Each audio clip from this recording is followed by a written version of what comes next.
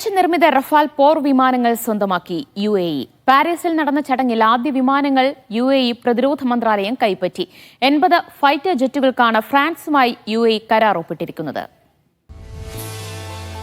ഫ്രാൻസിലെ ഡാസു ഏവിയേഷനുമായി ഒപ്പിട്ട കരാറിന്റെ ഭാഗമായാണ് ആദ്യ ഡാസു റഫാൽ ഫൈറ്റർ ജെറ്റ് വിമാനങ്ങൾ UAE കൈപ്പറ്റിയത്. ചരിത്രപരമായ ഇടപാടിന്റെ ഭാഗമെന്നാണ് UAE പ്രതിരോധ മന്ത്രാലയം ഇടപാടിനെ പ്രസ്താവനയിൽ വിശേഷിപ്പിച്ചത്.